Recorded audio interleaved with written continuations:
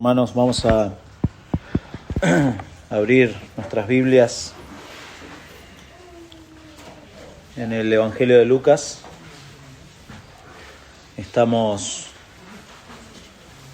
finalizando el capítulo 3 de este Evangelio, precioso Evangelio, porque yo espero así como Lío nos compartía varias características, es inagotable cuando uno se pone a pensar en quién es, como titulamos hoy la predicación, quién es este hombre. Es maravilloso. Yo espero que sepa apreciar a Cristo por lo que es, por quién es y por lo que ha hecho. Que realmente en ese afecto lo lleve a pensar realmente si su vida ha sido transformada por este precioso Salvador que tenemos, o si es algo añadido a su vida. Y qué triste sería que fuera todas las descripciones que dio Lío recién. Si eso fuera un añadido de la vida, sería muy triste. Pero la Biblia nos da las respuestas. Siempre es así. Siempre el Señor, a través de su palabra, da respuestas a todo, o a todas las cosas. A veces uno se enrolla con ciertos autores y lee de acá para allá y a veces se abruma uno. Gracias a Dios hay hombres de Dios que se han dedicado a escribir cosas que realmente uno no tendría el tiempo. Pero hay como algo dentro que decís, y tengo que volver a la palabra, tengo que volver a ver qué dice Dios acerca de, no sé, de lo que sea que se le ocurra a usted en su vida, de la vida, de la muerte, del matrimonio, de la familia. Todo está en la palabra de Dios. No es que no necesitemos autores humanos, pero no olvidemos dónde está la fuente de sabiduría para los creyentes, y es la palabra de Dios. Así que no es parte del... Siempre hago eso, agrego cosas, perdón. Vamos a leer. Espero que pueda leer conmigo y que a mí me salgan bien también los nombres de la genealogía en esta parte. Pero vamos a leer capítulo 3 de Lucas, versículos 21 hasta el 38, que es donde termina. Lucas, capítulo 3, versículo 21. Dice: aconteció que cuando todo el pueblo se bautizaba, también Jesús fue bautizado. Y orando el cielo se abrió, y descendió el Espíritu Santo sobre él, en forma corporal, como paloma, y vino una voz del cielo que decía: tú eres mi Hijo amado, en ti tengo complacencia.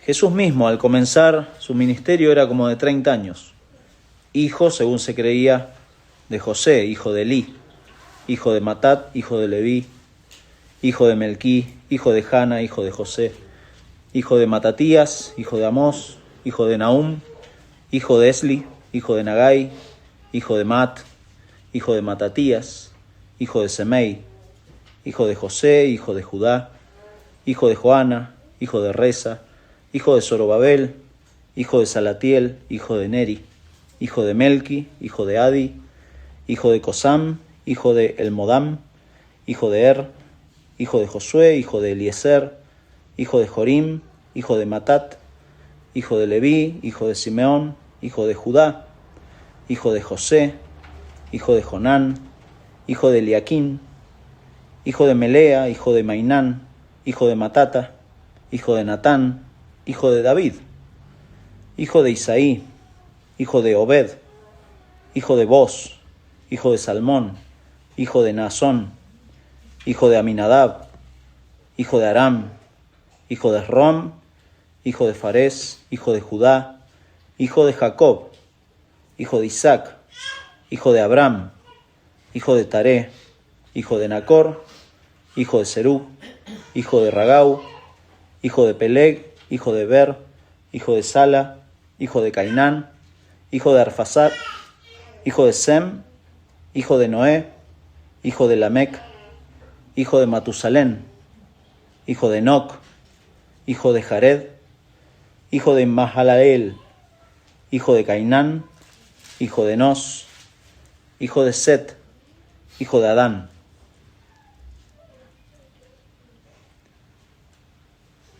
Hijo de Dios. Oramos.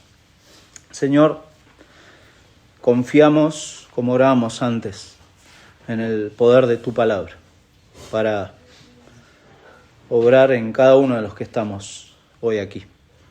Eso te pedimos, Señor, por favor, que por medio de Cristo tú obres según tu soberana voluntad, Señor. Te lo pedimos en Cristo. Amén.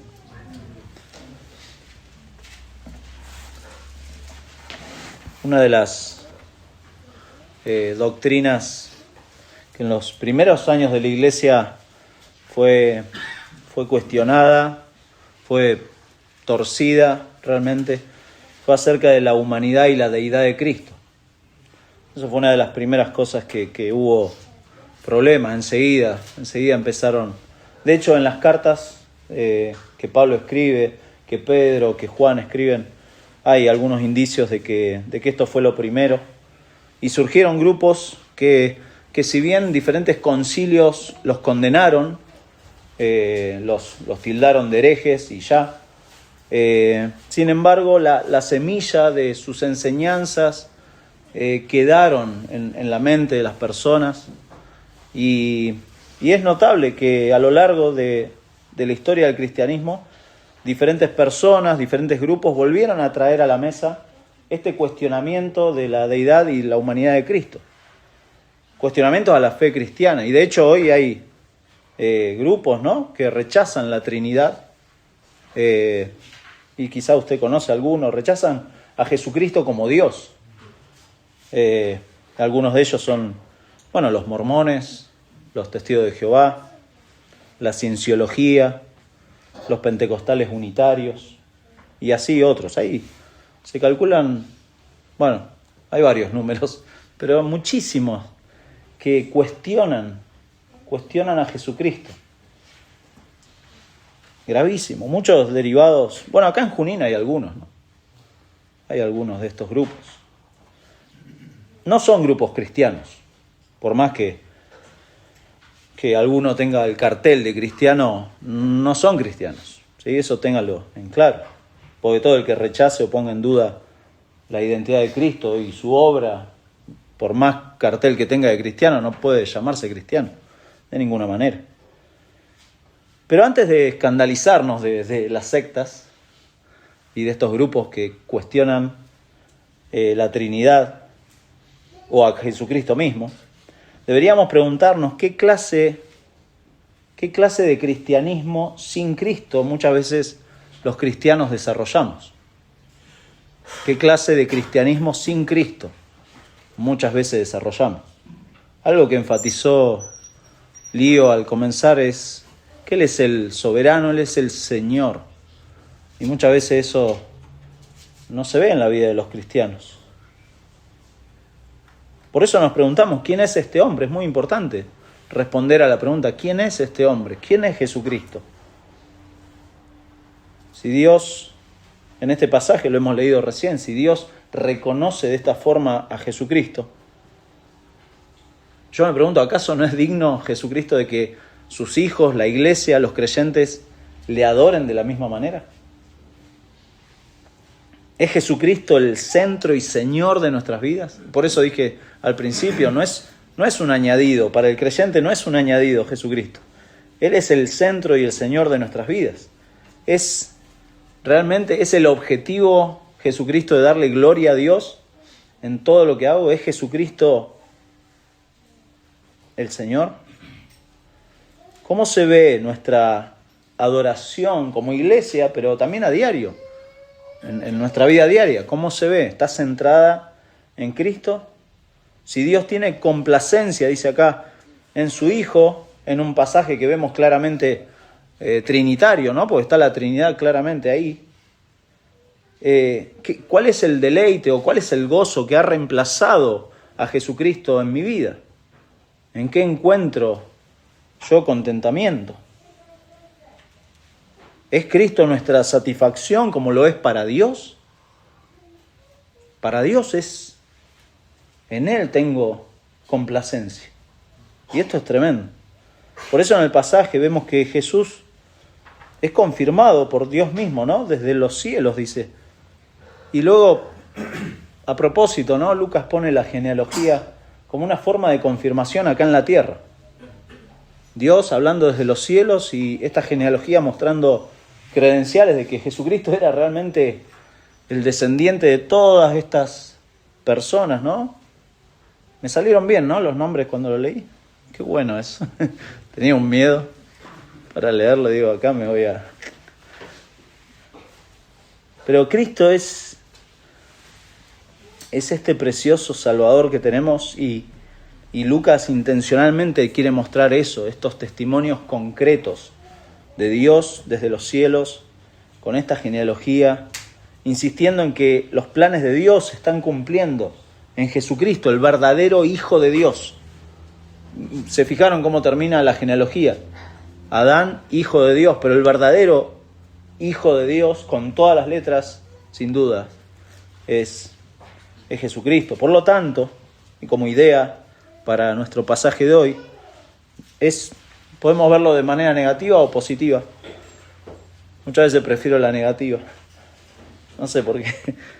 Pero no reconocer a Jesús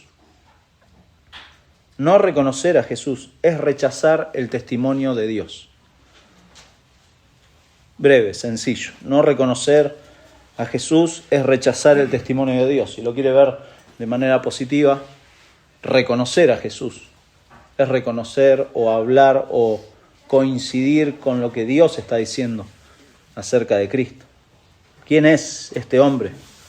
Bueno, en primer lugar, como dijo Juan el Bautista antes, ahí en versículo 16, Él es el más poderoso, pero es el que se humilla.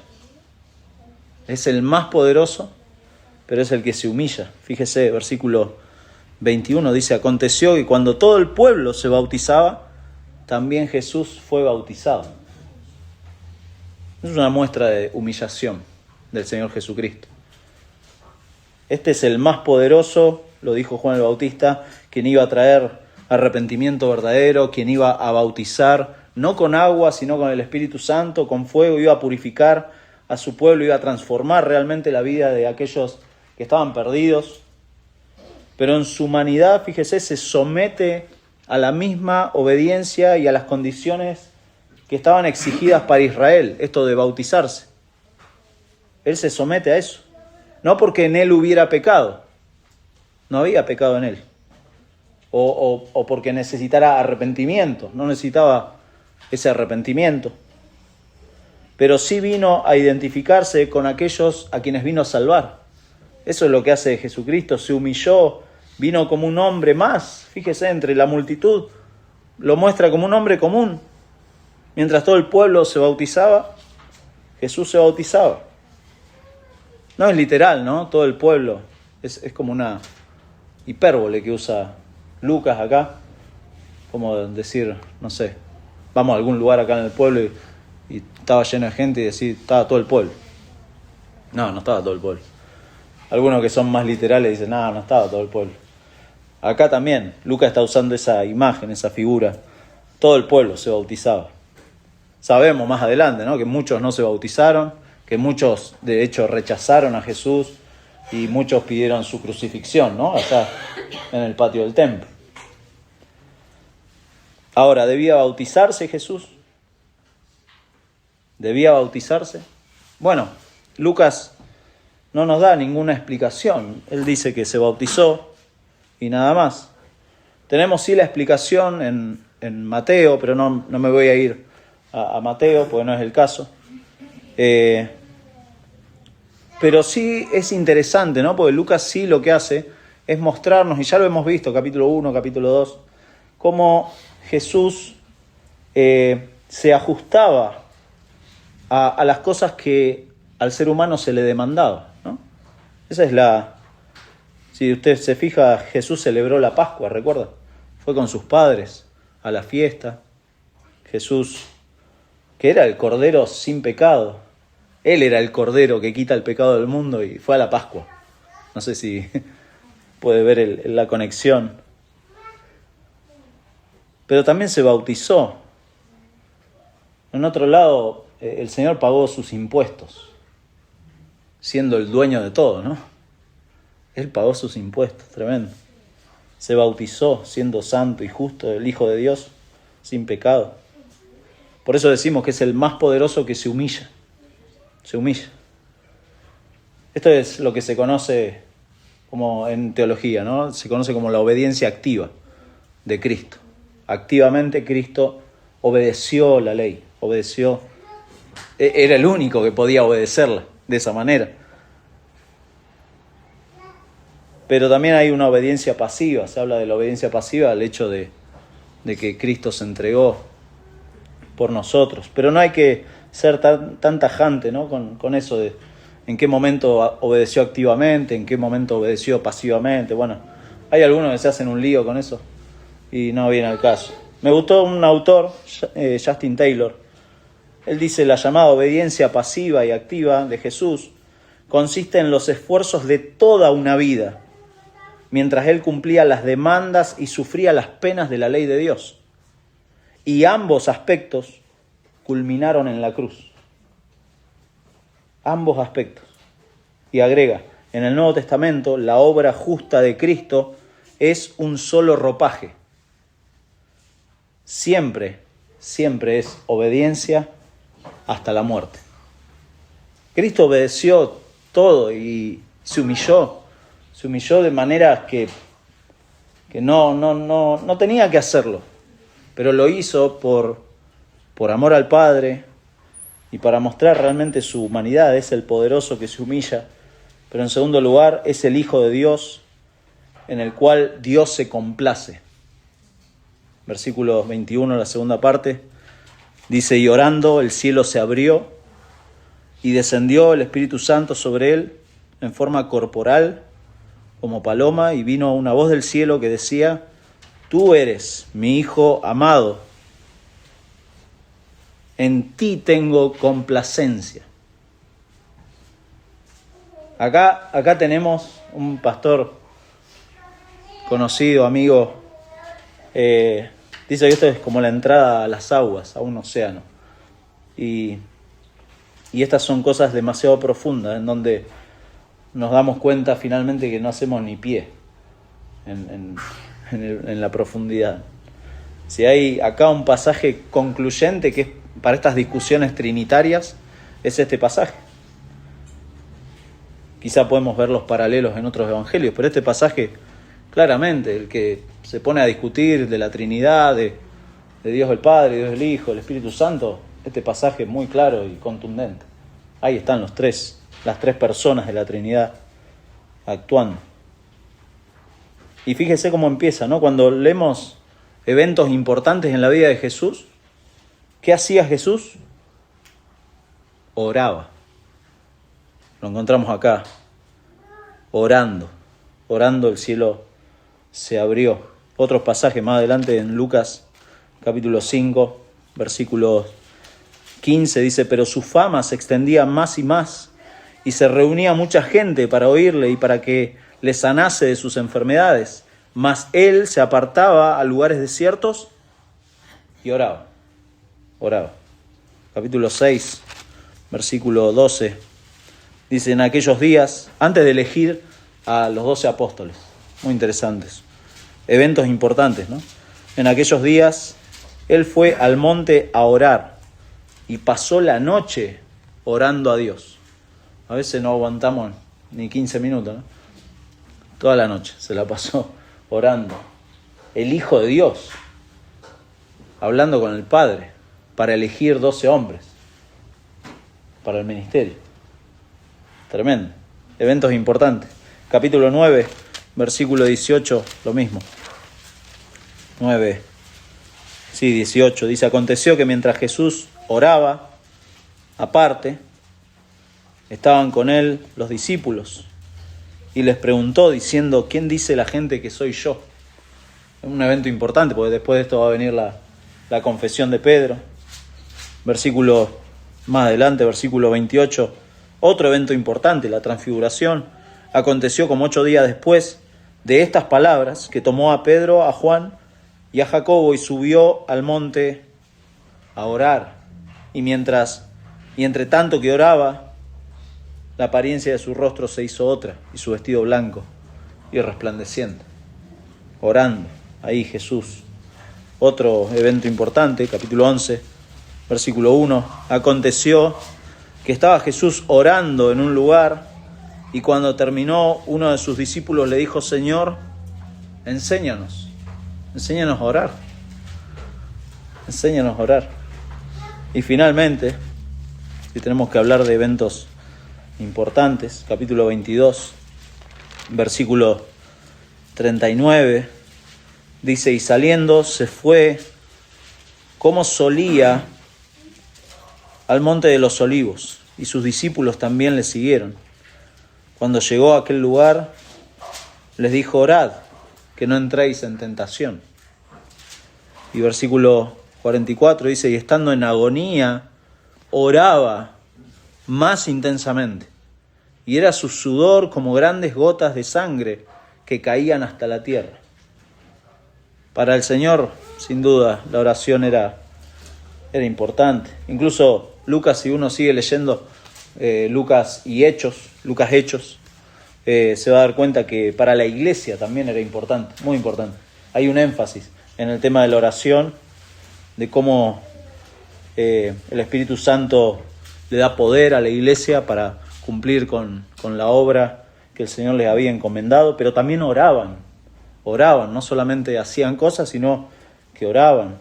Entonces, si Jesús oraba, si la iglesia primitiva oraba, ¿qué nos queda, no? ¿Qué nos queda? Y así Jesús está comenzando acá oficialmente su ministerio en la tierra, orando. Y vemos la tercera persona de la Trinidad. Fíjese, el Espíritu Santo viniendo sobre Cristo. Lucas es el único que da el detalle de que vino en forma corporal.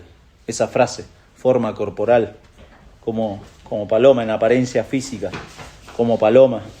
No nos vamos a detener ahí, no se preocupe. Lucas no quiere dar un énfasis al tema de la paloma. Hay gente, estuve leyendo esta semana y el ser humano es ingenioso, ¿no?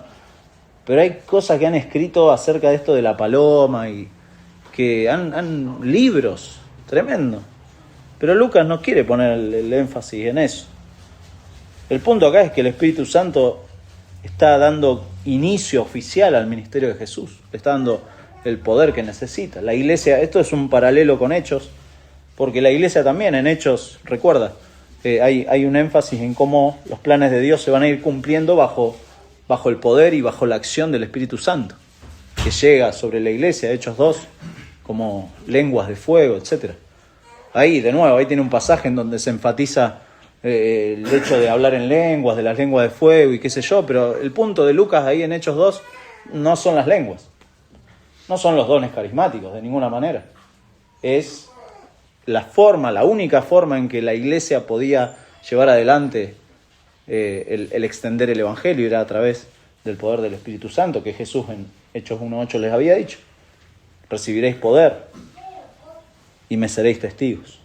Y acá lo mismo, Jesús está siendo como iniciado oficialmente al ministerio.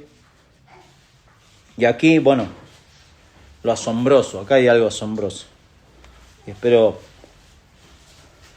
que lo pueda ver, que el Señor le muestre cómo Dios se complace en el Hijo. Versículo 22, después vino, dice la segunda parte, vino una voz del cielo que decía, tú eres mi Hijo amado, en ti tengo complacencia. O sea, no solamente el Espíritu Santo está viniendo, sino que Dios mismo, Dios el Padre, está aprobando y está satisfecho en lo único que puede estar satisfecho Dios, en su Hijo. Eudoqueo es la palabra, si se la acuerda bien, si no se la acuerda también. Eudoqueo, no es solo complacido, está compuesta por dos palabras eso. No es solo complacido o satisfecho, es completamente feliz. El prefijo eu es completamente, así como explotando. Dios en el único que se satisface de esa manera y en quien está completamente feliz es en Cristo. Y eso ya deja uno, como que uno se va empequeñeciendo, ¿no? El Dios eterno en relación consigo mismo, en la Trinidad. Dios estaba satisfecho así, una perfecta comunión con el Hijo. Felices desde la eternidad. Piénselo, no sé cómo expresárselo.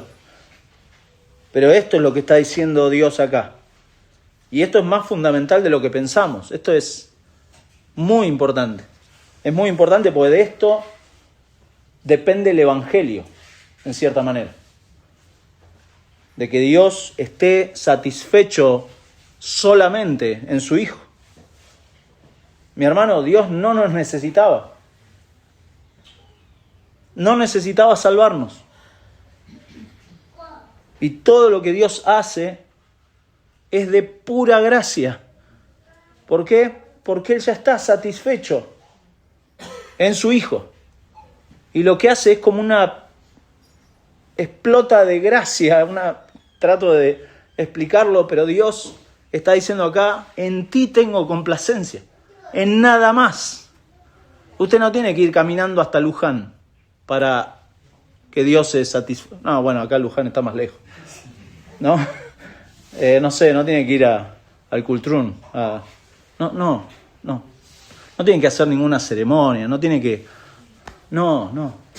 prenderle velas a nadie. Dios está satisfecho en su Hijo. Eso es.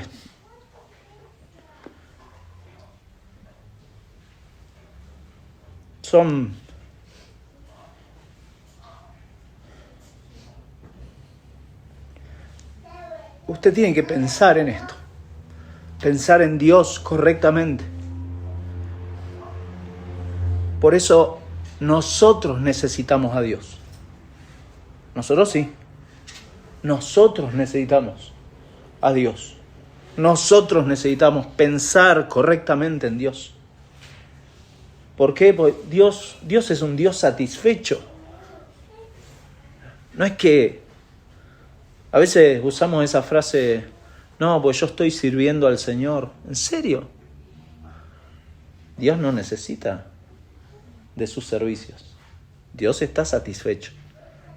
Si uno sirve a Dios es un privilegiado. Es un privilegiado. Nadie hace nada para Dios. Es Dios el que ha hecho todo y Dios está satisfecho. Dios no necesita de nuestras grandes habilidades o no lo necesita porque Dios está satisfecho en su Hijo, en Jesucristo. Dios es tan diferente a nosotros. Por eso nosotros sí somos seres insatisfechos, seres incompletos. Necesitamos satisfacernos con cosas temporales. Y eso es lamentable porque no encontramos satisfacción en Dios ni en Cristo y entonces buscamos satisfacción en otras cosas. No nos satisface ganar un partido de fútbol. Esperemos que gane. Pero es una satisfacción temporal porque usted sabe, ¿no? Salen a la plaza, dejan un desastre en la plaza, ya lo hemos visto. Y listo, y terminó. Y esperar otros 4 años para que pase algo. Y terminó. Y así. Pero Dios, qué diferente, ¿no? Dios de nosotros. Incluso a los creyentes, hay veces que no encontramos ya, y eso es grave, ¿no? No encontrar satisfacción en su palabra, en sus cosas, y empezamos a buscar satisfacción en otras cosas. porque Dios ya no me llena, decimos. O como dicen los incrédulos, ¿no? Qué bueno que te funcione Dios. No es que me funciona. Soy un privilegiado. Que el Señor me ha... Soy un privilegiado, porque Dios no me necesita. Pronto nos sentimos vacíos. Y esto puede sonar raro, y es una noticia, una noticia hermosa. Esta frase, Dios no te necesita. Usted dice, toca, ¿no? El orgullo de uno. Pero Dios no, hermano, Dios no te necesita. Dios no me necesita. Y es una noticia hermosa porque es realmente satisfactorio y tranquilizador pensar en que Dios no está esperando, no pone expectativas altas en nosotros porque nos conoce, sabe quiénes somos. Y sin embargo, en su pura gracia y en esta satisfacción en su Hijo, el amor de Dios hacia los suyos es un placer de Dios. Por eso Efesios 1, lo leímos el domingo pasado, es su beneplácito. Él lo quiere hacer así. A Él le satisface. ¿Por qué? Porque es feliz en su Hijo. Él es feliz en su Hijo. Por eso, como vamos a ver después, por eso el que no tiene al Hijo, no tiene la vida. Los que creen en el Hijo son adoptados como hijos, recién lo leímos. Pero porque Dios ha hecho eso en su Hijo y Él lo ha querido hacer así. Y está satisfecho. Por eso Dios encuentra regocijo, la palabra nos dice que encuentra regocijo en su pueblo. Pero lo hace porque ve al Hijo en nosotros. No porque ve algo, mira qué lindo esta iglesia. No es eso. Mirá qué lindo el púlpito que pusieron los hermanos acá en Junín de los Andes. No está pensando eso Dios. Dios está satisfecho en su Hijo. El que tiene al Hijo tiene la vida. Cristo es quien le da satisfacción. Jesucristo, el que se ha humillado, ¿no? Que vimos recién, se ha humillado hasta lo sumo. Lo va a hacer, lo vamos a ver más adelante, lo va a hacer hasta la muerte. Por eso Jesucristo es el único que puede complacer a Dios. Nadie más puede cumplir la ley. Nadie más puede agradar a Dios queriendo cumplir cosas o haciendo un listado de cosas para querer agradar a Dios. Porque Dios ya te conoce, hermano. Dios ya me conoce. Y qué glorioso pensar que Dios se satisface en su Hijo y que Dios nos mira a través de Cristo. Eso debería ser algo no solamente tranquilizador para nuestra alma, sino también movilizador. Porque en gratitud decimos, bueno, si Dios me mira a través de Cristo, yo tengo que vivir mi vida para Él, sin duda. Sin duda. Pero finalmente, vamos a volver a esto, pero no quiero que se asuste, porque la tercera parte dijimos que Cristo, este hombre, es el más poderoso, pero se humilla. Es el Hijo de Dios, en el cual Dios se complace. Pero en tercer lugar, es el prometido de Dios para salvar al hombre. Y en esto no quisiera extenderme mucho, no se asuste de que vamos a entrar al versículo 23 al 38. Lucas, fíjese, organiza el material conectando, ¿no?, el bautismo con este Hijo amado, con la genealogía de Jesús, poniendo de tal manera a José acá, y termina con Adán, el Hijo de Dios. ¿Cuál es la conexión? Bueno, después de esto vamos a ver en la tentación, ahí capítulo 4, que el cuestionamiento que Satanás le hace a Jesús es si eres Hijo de Dios. ¿Se da cuenta? El bautismo, Dios está confirmando que es el Hijo amado. La genealogía confirma que es el único que puede llevar con todas las letras este título de Hijo de Dios. Y Satanás cuestionándole su identidad luego de si eres Hijo de Dios. Y ahí hay una intencionalidad de Lucas al mostrar esto, porque esta relación filial de Jesús con su Padre es algo central también. Cristo acá, en este versículo 23 en adelante, lo que hace es se recorre la humanidad, ¿no? Es notable.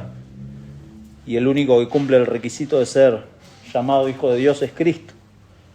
Es el prometido para salvar al hombre pecador. Jesús mismo dice, al comenzar su ministerio era como de 30 años. Hijo, según se creía, de José, hijo de Eli. No voy a leer de vuelta todos los nombres. Pero sí, ahí usted puede ver, en esa genealogía, puede ver algunos nombres interesantes. Cómo conecta con el linaje de David, versículo 32, ¿no? Dice hijo de David, hijo de Isaí. Y después conecta también con los patriarcas, versículo 34, hijo de Jacob, hijo de Isaac, hijo de Abraham. Interesante, pues en comparación con la genealogía de Mateo, la genealogía que usa Lucas parece que va al revés. Mateo arranca con Abraham y va hasta Jesús. Y acá arranca al revés, arranca con José, pero se extiende Lucas intencionalmente, ¿no? ¿Por qué? Bueno, algunos dicen que es porque Lucas es para un público mucho más universal, para un público gentil. Y entonces Lucas no solamente se llega hasta Abraham, sino que también se extiende hasta el padre federal de todos, Adán. Notables, muy interesante. Pero no se preocupe, no vamos a entrar en los detalles de cada nombre. En eso sí hay materiales muy interesantes. Si alguno está interesado, no es una pérdida de tiempo, ¿eh? Realmente hay hombres que se han dedicado a nombre por nombre y ver las historias y cosas hermosas, ¿no? Pero te vas del pasaje, como que te perdés en la lontananza, diríamos. Y vaya a saber a dónde quedás. No con la paloma, pero te vas para otro lado. Jesús dice, era como de 30 años. Usa una frase ahí, como de 30 años, para no es un número preciso, eso está diciendo Lucas. Era como de 30 años. Y es interesante porque esa edad a las personas se les consideraba adultos, pero adultos ya como más maduros, ¿no? Para ejercer. De hecho, cuando comenzaban su ministerio, por ejemplo, José en Egipto, o David, cuando fue rey, tenían 30 años, o como de 30 años. Es como una marca en donde se marcaba la edad de madurez. Y en este caso, incluso a los sacerdotes se les decía como de 30 años. Bueno, y acá dice, hijo según se creía. Es una frase también interesante, porque, claro, la gente creía que Jesús era hijo de José, pero Lucas ya nos ha informado que no, que ha sido nacido de una virgen y que un ángel anunció su venida. Entonces, no es hijo biológico de José, pero sí es un hijo adoptivo legal. Y por eso Mateo utiliza la genealogía de José, y Lucas acá está tomando... la mayoría de los comentaristas hablan de que es la genealogía de María, no la de José. Y es interesante eso.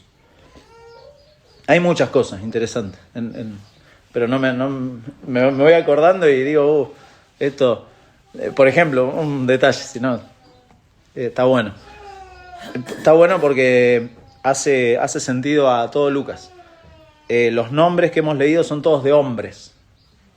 Y en Mateo, en la genealogía, menciona mujeres.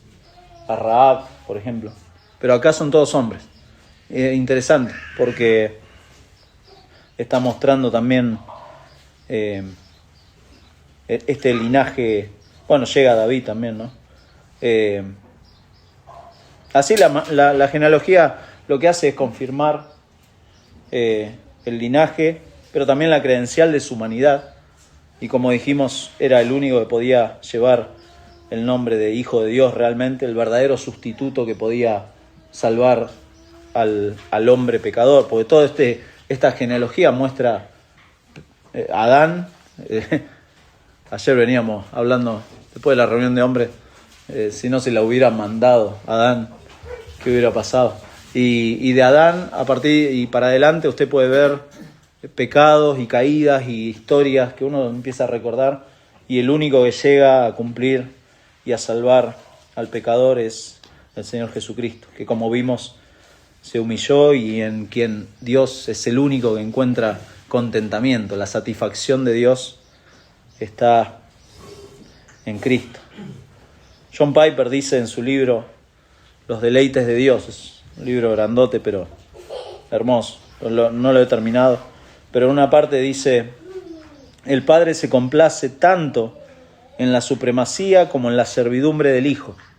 En Isaías 42:1 dice: este es mi siervo, a quien sostengo, mi escogido, en quien me deleito.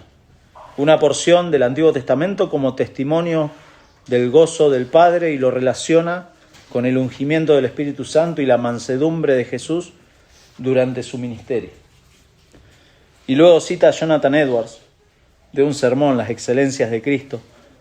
Dice: en Jesucristo se encuentran, y escuche cómo lo describe, hermoso, se encuentran la excelencia infinita y la infinita condescendencia, la justicia infinita y la infinita gracia, la gloria infinita y la mayor humildad, la majestad infinita y la trascendente mansedumbre, la más profunda reverencia hacia Dios y la igualdad con Dios, el merecimiento de todo bien y el mayor grado de paciencia para soportar el mal, un gran espíritu de obediencia y el dominio supremo sobre los cielos y la tierra, la soberanía absoluta y la resignación perfecta, la autosuficiencia y una entera confianza y dependencia en Dios. Todo eso en Cristo, tremendo. Y termina diciendo Piper: Dios disfruta, admira, se enternece, se deleita y se goza al ver a su Hijo.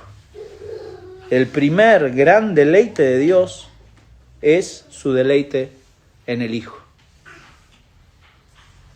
Esta frase, que a veces lo leemos, no es una frase más, no es un detalle descriptivo solamente del bautismo de Jesús.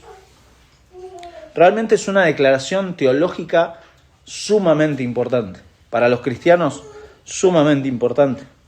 Es algo que, mi hermano, usted ni yo podemos dejar pasar. Que Dios se satisfaga, que Dios encuentra satisfacción solamente en Cristo. Esto hace sentido en muchos aspectos del Evangelio. Y de hecho, un aspecto que quizá hoy no se mencionó, que Cristo es el mediador. Es el mediador entre Dios y los hombres. No solo para salvación, sino permanentemente. A veces lo decimos, podemos cantarle a Dios porque tenemos un mediador. Podemos orar a Dios porque tenemos un mediador. Podemos acercarnos al trono de la gracia porque tenemos un mediador. No habría forma de acercarse a Dios si no fuera por este mediador, nuestro Señor Jesucristo. Primera de Juan, capítulo 2, versículo 22, dice: ¿quién es el mentiroso sino el que niega que Jesús es el Cristo? Este es el anticristo, el que niega al Padre y al Hijo. Todo aquel que niega al Hijo tampoco tiene al Padre. El que confiesa al Hijo tiene también al Padre. O sea, negar, esa frase que usa Juan ahí, negar, rechazar, rehusarse a creer en aquel en quien Dios encuentra completa satisfacción, no nos deja en grises, ¿se da cuenta? O usted cree y confía en Cristo, o no cree y no confía. Eso es bien claro. Y más adelante dice 1 Juan 5:10, dice: el que cree en el Hijo de Dios tiene el testimonio en sí mismo. El que no cree a Dios le ha hecho mentiroso, porque no ha creído en el testimonio que Dios ha dado acerca de su Hijo. Y este es el testimonio, que Dios nos ha dado vida eterna, y esta vida está en su Hijo. El que tiene al Hijo tiene la vida. El que no tiene al Hijo de Dios no tiene la vida. No hay grises, es clarísimo. Si la voz del cielo que dice: este es mi Hijo amado, en quien tengo complacencia, es lógico que quien no tiene al Hijo no tiene la vida, no tiene nada, porque no tiene lo que a Dios le produce verdadera satisfacción. No tiene eso. Por eso preguntaba al principio, ¿acaso nuestro cristianismo es un cristianismo sin Cristo? Eso sería grave, porque el que no tiene al Hijo no tiene la vida. Y no existe un cristianismo sin Cristo. Además de expresar esta complacencia, más adelante es notable que usa Lucas la misma frase. No solamente Dios se complace, sino que Dios ordena escuchar al Hijo. Más adelante en Lucas 9, en la transfiguración, versículo 35, pasa lo mismo.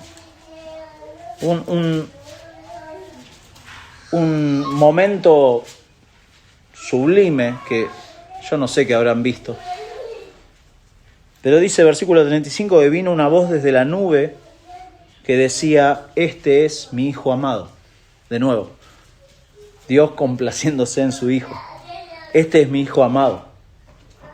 A él oíd. A él oíd. Hay que escuchar al Hijo.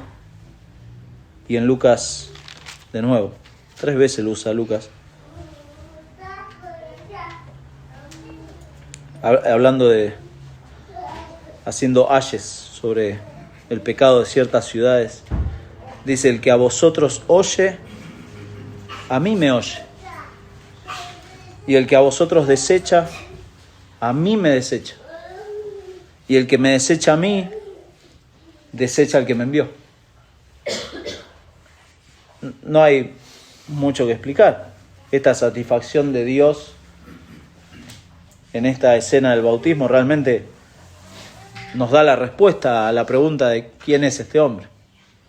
¿Quién es este hombre? Bueno, es el que realmente se humilló, el que siendo Dios se humilló hasta lo sumo, como dice Filipenses.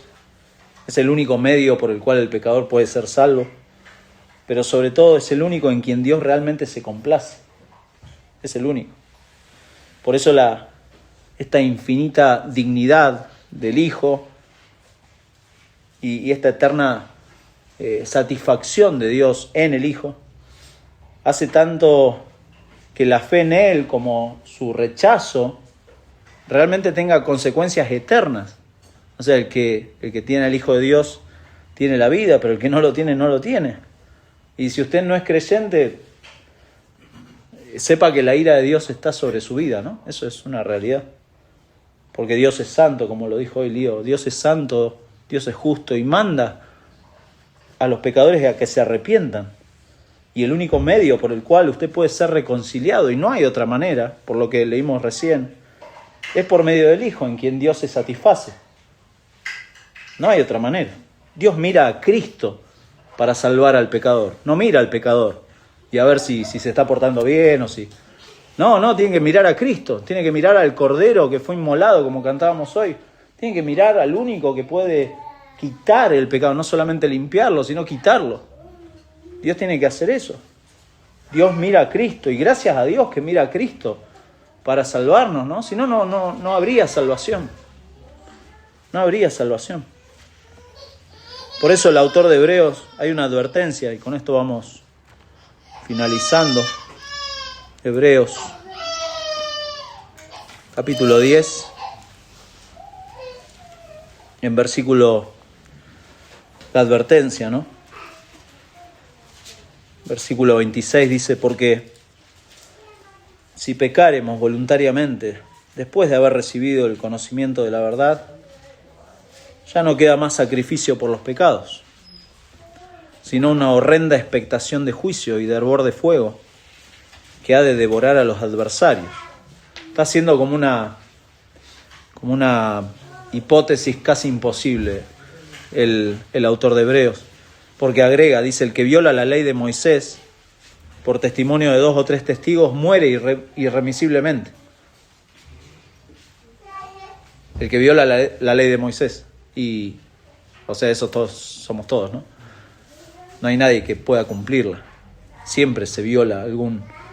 De hecho, no hay ningún judío que haya podido cumplir toda la ley de Moisés. Ese tenía que morir.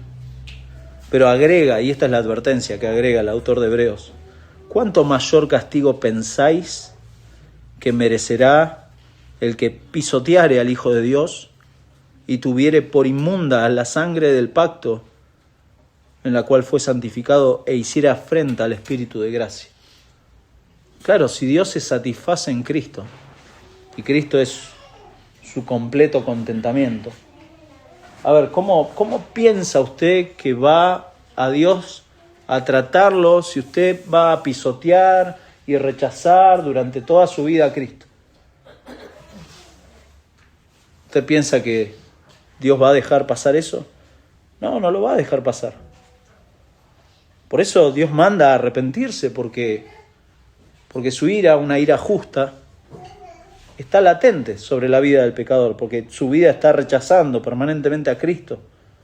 Necesita a Cristo, necesita el único en el cual Dios se satisface.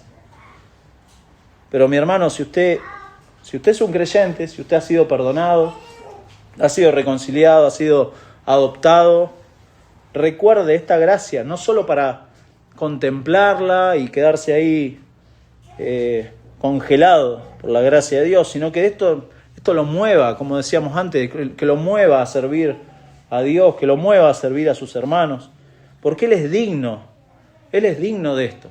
Y Él ha compartido esta satisfacción y este gozo y esta alegría en Cristo. Esto lo ha compartido. ¿Para qué? Para que le sirvamos. Para que le sirvamos.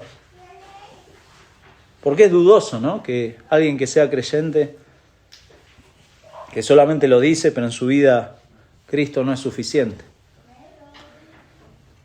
Es dudoso que sea así. No creo posible eso. Pero si alguien es creyente y quizá hay periodos de bajón, de enfriamiento, bueno, el Señor le conceda y nos conceda, porque nos puede pasar a todos, arrepentimiento en ese momento. Arrepentimiento verdadero para volver a Cristo, para volver a Él, para volver a Cristo, porque es, como dijimos, el único en el cual Dios se satisface. No hay otro medio por el cual no solamente podamos ser salvos, sino que también no hay otro medio por el cual podamos ser santificados, si no es por medio de Cristo. Vamos a orar.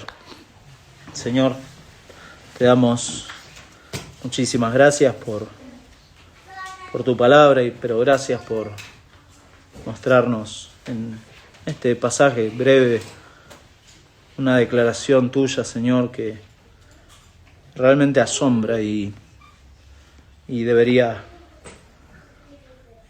llevarnos a pensar e incluso a evaluar nuestras vidas. Tantas veces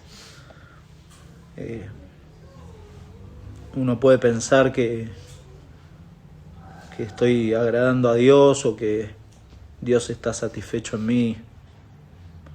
De ninguna manera si lo pienso aparte de Cristo.